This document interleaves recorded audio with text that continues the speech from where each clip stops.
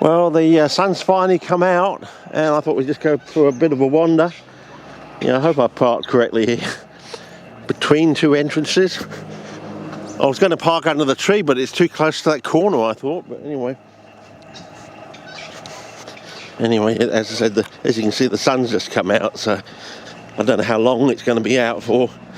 But I just thought I'd walk you down this way, and we'd talk this side of the election, unless something major happens tomorrow. Today it's Thursday, it's about 4 o'clock, or just 5 to 4, and the sun's finally come out. So, yeah. We'll talk everything election and geopolitical. Yeah.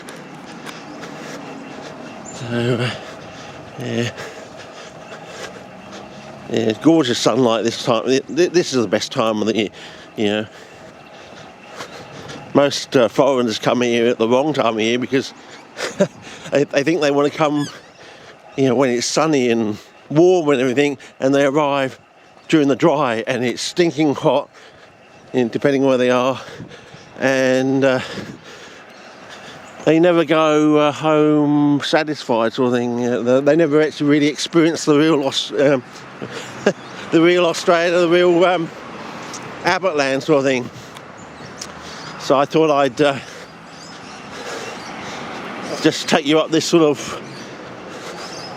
walk here, which we saw the other day. It was anyway, hopefully the cameras pick up that gorgeous sunlight. And I'll walk you up here. almost got caught then. So yeah, I think I just caught it in time. We've got some nice gorgeous littage here, and I'll take you up here between these ukes. Nice little gopher trail here for the old folks and the little gophers. You can see the gorgeous sunlight on the bark there. So the election's on Saturday, and you got the politicians. They're getting a bit sort of angsty at the moment, a bit frustrated, a bit desperate, as we say. But oh, look at that. Now you'll get this sort of littage and everything right through the wet. And as I say, as we go into late August, as the season tries to flip into the dry, you can get that sort of dark grey clouds, but the light will be going orange then as it tries to flip. Don't know whether I want to walk down there or go one more over. Don't know whether you can get through there or not. May end up coming back. Oh yeah, back vistas. I know you like them.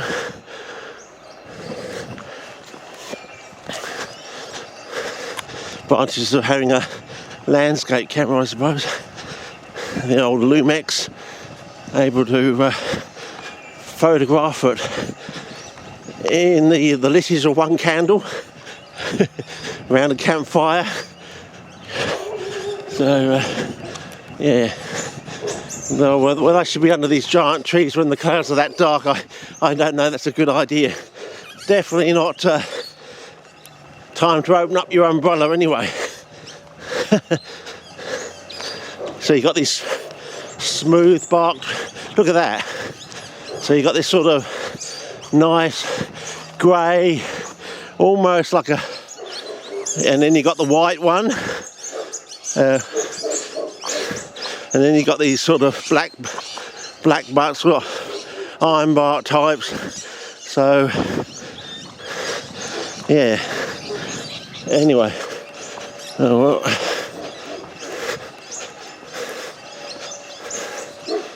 So I think this leads down to the park, if I remember rightly. Yeah. I tried to avoid school time. As I said, it's probably 4 o'clock now, and they come out, 20 past 3, so it's not my fault. They're stragglers.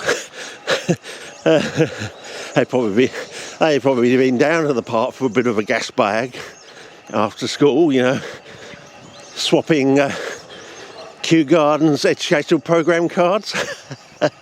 You might want to look that up if you can find them. I think they're brilliant, actually. Yeah. Lovely litage. I think I've just cracked it. Oh, look at that. That reminds me of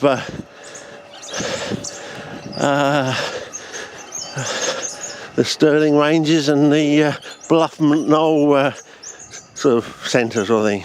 It's not bad, that. I believe I'm on Adobe rather than RBG, because I think that's the best for this time of the year. I think you want to go to Ruth Bader Ginsburg or red, blue, green during the height of the... Oh, look at that, yeah.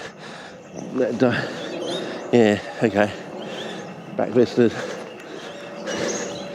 Yeah. So, ooh, how do we get through the park?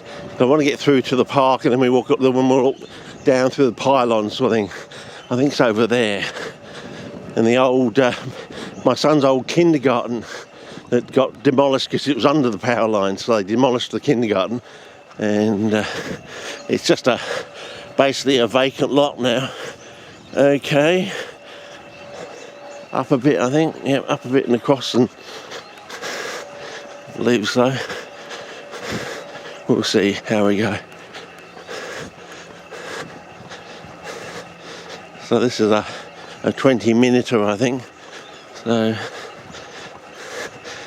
somewhere around the 20-minute it flips over to a separate part. So, oh yes, I think this is, we're getting to, I can see some boulders there, so I think we're getting there. Anyway, as I said, back to the politics, as you do. Everyone's talking about it now. We got some cut through about a week and a half ago with Labour saying they would actually instigate a minimum wage in line with inflation, and everyone's saying, you know, great, that's a start. We can do stuff with that. We can start there and move on, sort of thing.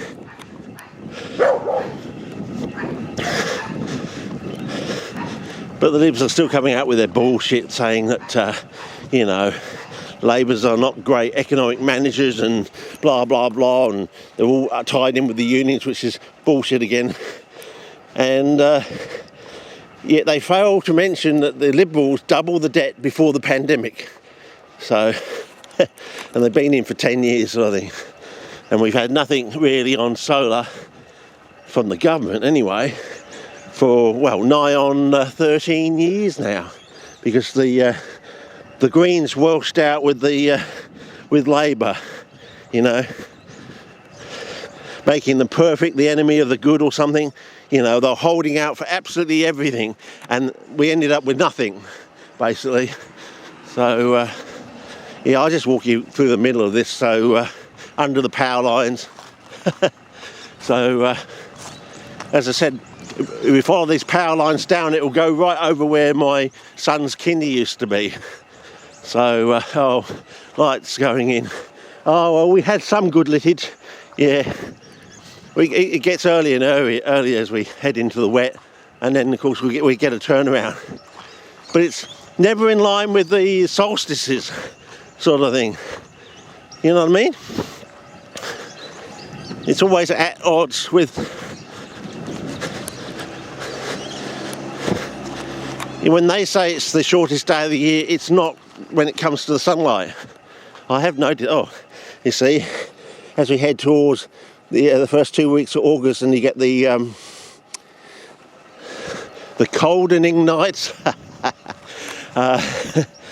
And we get the coldest nights usually around the first 2 weeks of August. As we're heading out from the wet into the dry, so you've got brightening light, but you've got the really cold nights, you see. Most people don't seem to get that. We get our coldest nights as we're starting to brighten up and head into the dry. So, yeah, climbing prohibited. I don't think I would even want to contemplate climbing there. So we'll head on down to the other side, and yeah, because on the other side of the road where all these pylons go, there's a couple of playgrounds, because it's such a long stretch. It gets somewhat wet and semi-boggy in part, and in the days when I was, you know, pushing my son around on his trike to and from kindy sort of thing, and whenever he wanted to go to the playground, there used to be various members of the Peltada foliosa hookerai complex growing in amongst the grass sort of thing, here and there. Yeah, you see these pylons? You can follow the pylons all the way along. You can probably follow it on Google Maps. So, as I said, I think I live in the best suburb in Adelaide. A fine blend of urban and rural, with small patches of pristine bushland in between. Oh, we've got some Kaipo daisies there. If you go out to Kaipo, there's an area there. I've put up JPEGs in the past when I was on Facebook, with just a sea of Kaipo daisies in flower. Absolutely, you know, spegging gorgeous. Unfortunately, you know, I've got to wait for Elon to get me back on Facebook. Got to wait for Elon to get me back on Twitter. So, did you see that bloke from Twitter that put Elon down for being awesome-tistic? He pinned him to the top of his Twitter page. So 97 million people know who this bugger is.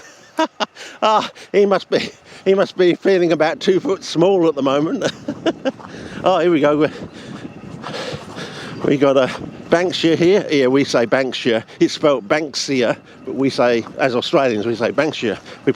We always put extra, you know, syllables and everything into a word.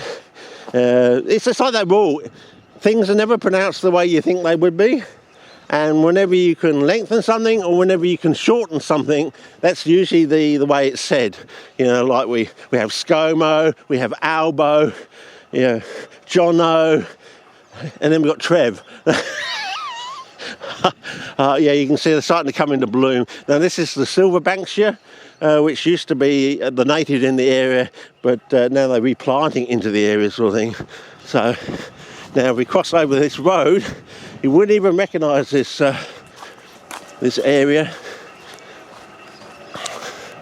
And this site here, this is like almost square site, but there was a plaque here somewhere saying the kindergarten used to be on here. It was quite a big area too, because I don't think this bit was here before. You used to park down there. All the cars used to line up around kindy time to pick up your kids from kindy. You know, drop them off in the morning, pick them up, you know, either in the middle of the day if it was only half a day, or in the afternoon, so on and so forth. So there was a plaque somewhere around here mentioning that it was just so back then. But you see that one over there, that smells like it's got that lovely cherry essence. Yeah, always love that, because there was one in WA flowering at the time I got my first plants from Phil Mann, so it's always in my mind associated with carnivorous plants, and getting my first carnivorous plants from Phil Mann, the late Phil Mann. So yeah, colour check on the. Okay, got across all right. Okay. Oh, this is. I think there's 2 playgrounds along this thing. I'm not sure. There's this one that I used to take my son to fairly regularly. Yeah, there's that word again, regularly.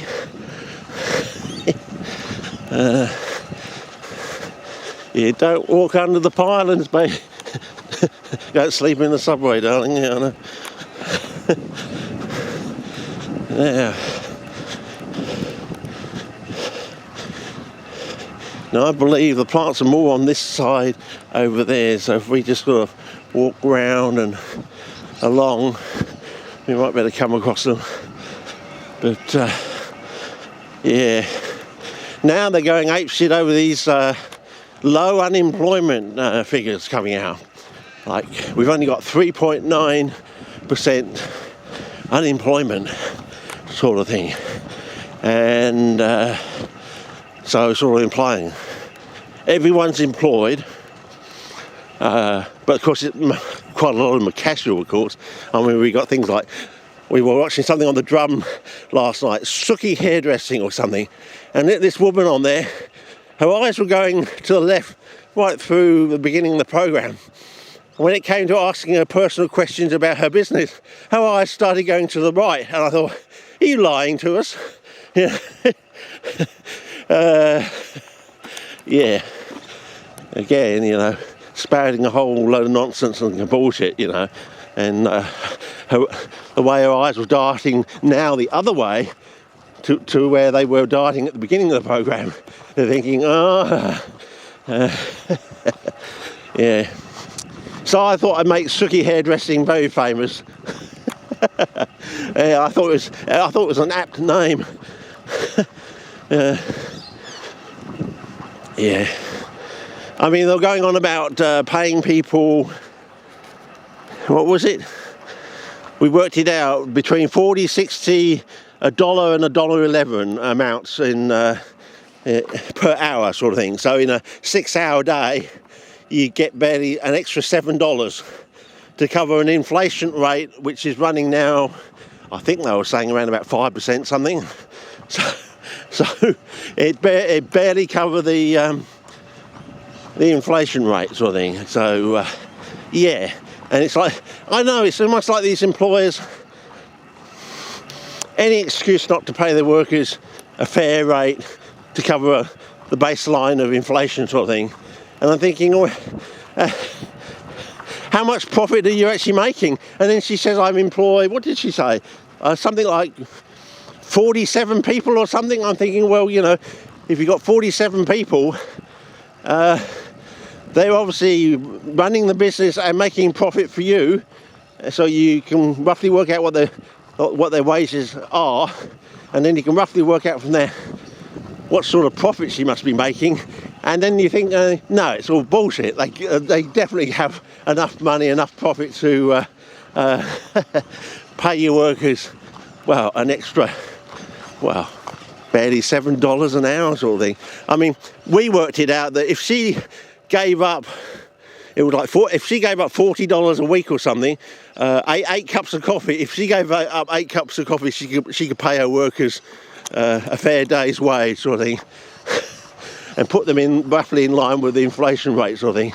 And I thought, yeah, it's about time we made Sookie hairdressing not just nationally famous, but maybe internationally famous. Because I think she's just being a sook, you know, as we say down under. So I don't know if you can hear that, but under my foot, that sound there sort of implies it's getting wetter, sort of thing. And of course, once the rains get here, we'll get boggy patches in here. And around the June into July, the crossover from June into July, that's when the Peltardifolios, the Hookeri basal rosettes will emerge and break forth through the soil surface and start to spread out and expand and settle down, sort of thing, and you'll start to see them. That one usually stays in an inordinate time as a basal rosette, and you can see the soil is getting quite, well, somewhat peaty looking, getting darker. So, yeah, back vistas. And pity you can't do more with an area like this. But I suppose they need access to the power lines in case something happens or something. And they can't go living under the power lines, as we found with the kindergarten. They had to take it down. So, yeah. I found only recently from David that John, who used to live up there, saw him, well, I think just before I went to WA, he died of cancer or something, a few years back or something. So, because the pandemic got in the way and everything, hardly knew about it, sort of thing. So, yeah. Anyway.